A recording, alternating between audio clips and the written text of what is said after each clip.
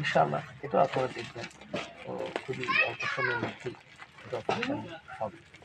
আর এদিকে আমাদের প্রয়োজন হলো এই চ্যানেল যোগাযোগ ব্যবস্থা ঠিক করা। রাস্তাঘাট দেওয়া খুবই দুরূহ। স্কুল কলেজ যেগুলো আছে সেগুলোর স্ট্যান্ডার্ড ডেভেলপ।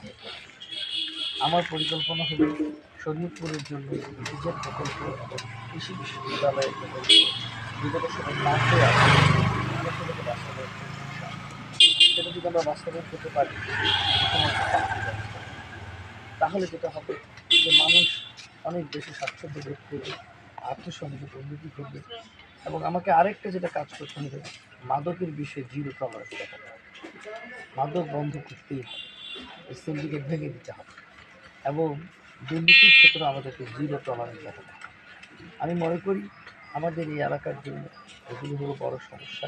এগুলো সমাধান করাই হবে জনপ্রতিনিধিদের দায়িত্ব। সেজন্য প্রয়োজন যোগ্য, সৎ ও মেধাবী নেতৃত্ব।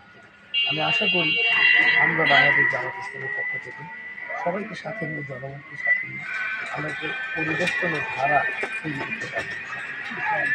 আমরা দেখেছি বিগত সরকার এই দীপুমনির যে শিক্ষানীতি ছিল, বিগত সরকারের যে শিক্ষামন্ত্রী, সেই শিক্ষানীতিতে বাংলাদেশের শিক্ষা ব্যবস্থা প্রায় ধ্বংসের দ্বার করে পৌঁছে গেছে। তো এই শিক্ষা ব্যবস্থার উন্নয়নে জামাত ইসলামের কোনো ভূমিকা থাকবে?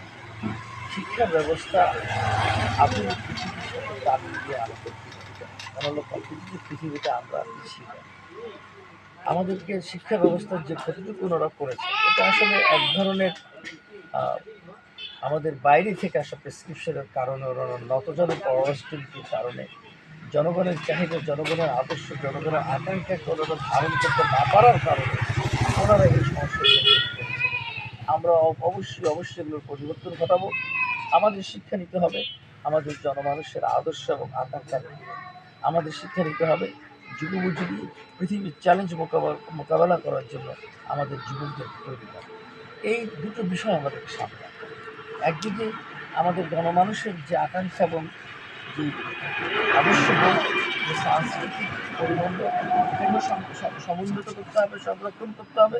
পাশাপাশি আমাদেরকে বিদেশের সাথে, পৃথিবীর অন্যান্য আধুনিক দেশের সাথে প্রতিযোগিতায় আমাদেরকে সফল হতে হবে। আজ তো বাংলাদেশে উন্নত চিকিৎসা ব্যবস্থা নাই।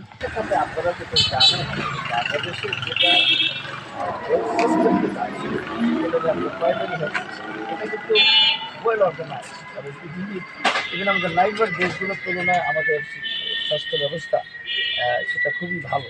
আমাদের যেটা সমস্যা, আমাদের ভার্টিক্যাল এক্সটেনশন, কিন্তু হরিজন্টাল এক্সটেনশনে আমরা ভালো আছি, আমাদের চিকিৎসা ব্যবস্থা ভালো আছে। ভার্টিক্যাল এক্সটেনশনের জন্য বিদেশি বিনিয়োগ প্রয়োজন। দেশীয় অর্থনীতির একটা বড় অংশ এখানে বিনিয়োগের জন্য চেষ্টা করতে হবে, যেন আমরা বিশ্বমানের হাসপাতাল গড়ে তুলতে পারি। এতে করে আমাদের দেশের মানুষকে দেশের বাইরে যেতে হবে।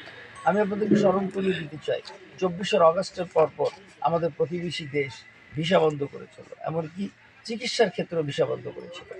তখন কিন্তু বাংলাদেশের মৃত্যুর হার বেড়ে যায়নি। এমনটা হয়নি যে রাস্তাঘাটে অনেক মানুষ মারা যাচ্ছে ভারতে যেতে না পারার কারণে। আমাদের চিকিৎসক দেশের সক্ষমতা আছে, সরকারের উপযুক্ত প্রবোধনা যদি থাকে, আমাদের চিকিৎসা ব্যবস্থা বিশ্বমানের হতে খুব বেশি সময় লাগবে না। এক্ষেত্রে আরেকটা কথা বলে রাখি, আপনারা গরিব মানুষের কষ্টের কথা বলেছেন। এই যে গত 2 মাস আগে আমাদের আমিরে জামাত ডাক্তার শফিকুর রহমান, ওনার হার্টের অপারেশনটা কিন্তু বাংলাদেশেই করিয়েছে। উনি কিন্তু দেশের বাইরে যান।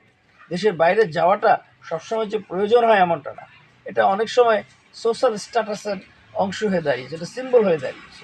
তো আমাদের জনগণকেও সতর্ক করতে হবে এবং একই সাথে সরকারি ব্যবস্থাপনায় ভার্টিক্যাল চিকিৎসা, বেসরকারি ব্যবস্থাপনাও আমাদেরকে বড় বড় বিশ্বমানের হাসপাতাল করতে হবে। এগুলো সবই সম্ভব। এর জন্য প্রয়োজন সরকারের যথোপযুক্ত নিয়ম নীতির পরিবর্তন এবং পৃষ্ঠপোষক। আমরা সে কাজগুলো করবো ইনশাআল্লাহ।